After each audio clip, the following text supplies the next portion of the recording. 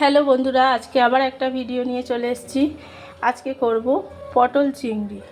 তো পটল দেখো, আমি আগেই পটল আলু সব ভেজে নিয়েছি, চিংড়ি মাছ ভেজে নিয়েছি, মশলাপাতি রেডি করে নিয়েছি।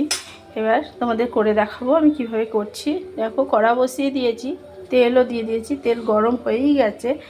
তা আমি তেলের ফোড়ন দেবো। জাস্ট একটু দারচিনি, বেশি নয় কিন্তু, জাস্ট একটা কুচো দিয়েছি। বেশি গন্ধ পছন্দ করবে না, উগ্র গন্ধ হয়ে গেলে। তো চলো, এবার এতে আমি যেটা দেবো সেটা হলো একটু চিনি। এই চিনিটার কারণ অনেক কিছুই।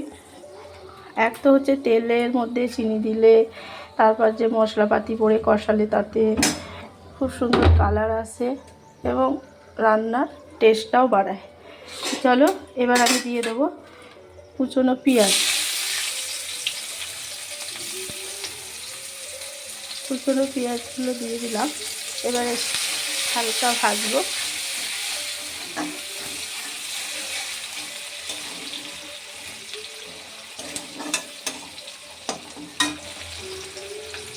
এটা ভাজা ভাজা হয়ে গেলে তখন আমি মশলাগুলো অ্যাড করবো। তো পেঁয়াজটা আমার ভাজা ভাজা হয়ে গেছে। এবার আমি দেবো টমেটো।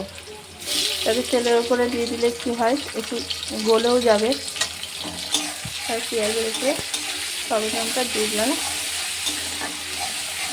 এবার একটু নুন দেবো। টমেটোটা ভালোভাবে গলে যায়।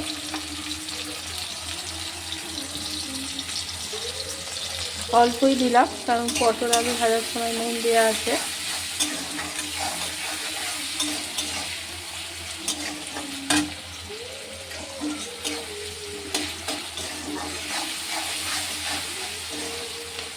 এবার আমি এতে দেবো এই পেস্টটা করে রেখেছি। এটা হলো শুকনো লঙ্কা, আদা রসুন আর একটু পেঁয়াজ। পেস্টটা আমি দিয়ে দিলাম। তো এটা আমি কষাতে খাইব। তো তোমরা দেখতেই পাচ্ছ এই রসুন পেঁয়াজ আদা এইটা ভেজে দিয়েছি, কত সুন্দর দেখতে লাগছে। এবার এটা আমি গুঁড়ো মশলা অ্যাড করবো। ধনে, জিরে, হলুদ, কাশ্মীরি লঙ্কা সব দেওয়া আছে এতে। এবার এটা দিয়ে একটু কষিয়ে নেবো।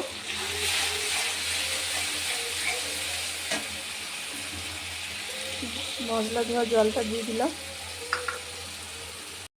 তো দেখো, আমার মশলা তেল ছেড়ে দিয়েছে।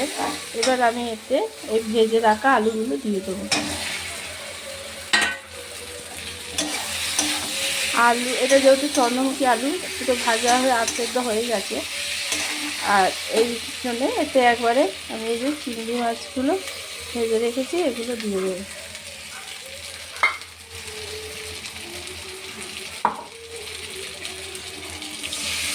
মশলা দেওয়ার একটু জল ছিল, সেটাও দিয়ে দিলাম। এবার এটা আমি ঢাকা দিয়ে দিয়ে কষাতে থাকি। পটলটা এখন দেবো না, একটু কষিয়ে নিই। দেখো, আমার পটল চিংড়ি হয়ে গেছে।